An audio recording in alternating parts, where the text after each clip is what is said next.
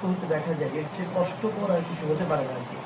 তো সেই ভিডিওগুলো দেখার পরেই কিছুক্ষণ পরে আবার দেখতে পেলাম যে যারা এটা আয়োজন করেছিল ওই প্রোগ্রামটি, জাতীয় বিপ্লবী পরিষদ, তাদের যিনি আহ্বায়ক খবির ইহসান, উনি একটা পোস্ট দিয়েছেন, যে পোস্টে উনি বলেছেন যে সম্ভবত এটা যে সামগ্রিক পরিকল্পনা এই আক্রমণের, এটার সাথে আমি জড়িত। তো আসলে তার যখন এই কথাটা আমি শুনি তখন আমার মনে হয়েছিল যে মানে এটা সম্ভবত একটা ওহী নাজিল হয়েছে, যে ওহীর আসলে কোনো সম্পৃক্ততা পৃথিবীর কারো পক্ষে আনা সম্ভব না। তিনি ভাইয়ের সাথে কথা বলেও দেখতে পারেন যে এটার বিন্দু মাত্র কোনো সম্পৃক্ততা হওয়ার কোনো সুযোগ আছে কিনা, বা তাদের সাথে আমাদের সম্পর্কের জায়গাগুলো কীরকম। তো সেই জায়গা থেকে আমার মনে হচ্ছে যে সবার সব কিছু পাত্তা দেওয়ার প্রয়োজন নেই, খুব স্বাভাবিকভাবেই যদি এটা ভালোভাবে তদন্ত করা হয়, কিভাবে এটা হলো, কারা এটার সাথে যুক্ত, সেই সত্যটা বেরিয়ে আসবে এবং আমরা চাই বেরিয়ে আসুক। কারণটা হচ্ছে যে এভাবে অনাকাঙ্ক্ষিত ঘটনা আজকে একটা ঘটেছে, কালকে দুইটা ঘটবে, এগুলো তো এভাবে চলতে পারে না।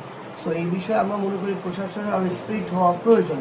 কারণটা হচ্ছে এভাবে ছোট ছোট ঘটনাগুলো থেকে বড় ঘটনার ধীরে ধীরে তৈরি হয় আর কি।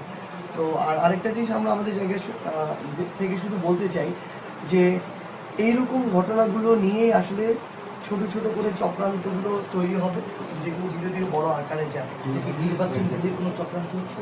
আর দেখুন, এরকম করে স্পেসিফিক সরাসরি বলে দেওয়া যায় না নির্বাচন কেন্দ্রিক কিনা, কিন্তু যখন ওই জাতীয় বিপ্লবী পরিষদের কার্ডে আমরা দেখেছিলাম যে এখানে লেখা আছে জুলাই বিপ্লবী ছাত্র জনতার উদ্যোগে গঠিত প্রথম রাজনৈতিক দল জাতীয় বিপ্লবী পরিষদ, তখন আমার শহীদ পরিবারে যখন আমাকে জিজ্ঞাসা করে জুলাই ফাউন্ডেশন সাধারণ সম্পাদক হিসেবে তারা সেখানে যাবে কিনা, আমি তাদেরকে স্পষ্ট ভাষায় একটি ভয়েস মেসেজ দিয়ে বলেছিলাম যে দেখুন, আপনারা কেন একটা রাজনৈতিক দলের হয়ে যাবেন?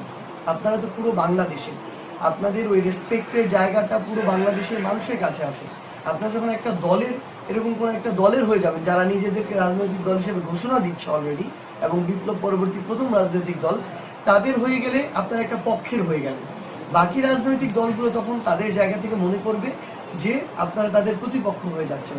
সো আমরা এই আহত যোদ্ধা এবং শহীদ পরিবারের মধ্যে এই বিভাজন চাই না। আপনারা একটা প্ল্যাটফর্মে থাকবেন, আপনারা যে কোনো যদি প্রোগ্রাম করতে চান, আপনাদের দাবি তুলে ধরতে চান, শহীদ মিনারে হোক, সোহরাওয়ার্দী উদ্যান হোক, যে কোনোখানে হোক, আমরা আমাদের জায়গা থেকে, বৈষম্যবিরোধী ছাত্র আন্দোলন হোক, জুলাই শহীদ স্মৃতি ফাউন্ডেশন হোক, আমরা আমাদের জায়গা থেকে সহযোগিতা করব। যেই প্ল্যাটফর্মও এখন আপনাদের জন্য কাজ করে যাচ্ছে, বা যেই প্ল্যাটফর্মের নেতৃত্বে এই অভ্যুত্থান হয়েছে, তো সেই জায়গা থেকে এটি বলেছিলাম। সম্ভবত এই সূত্র ধরে ওই পরিষদের যিনি আহ্বায়ক খবির ইহসান, উনি এই কথা বলেছেন। কিন্তু আমার মনে হয় কি, একটা এরকম একটা প্ল্যাটফর্ম যারা তৈরি করেছেন, তার যারা নিজেদের রাজনৈতিক দল দাবি করছেন, তাদের আহ্বায়ক যদি এরকম মানে অবিবেচনা প্রসূত এবং মানে যেখানে বিন্দুমাত্র কোনো সেন্স ক্রিয়েট করেন এরকম কথা বলে,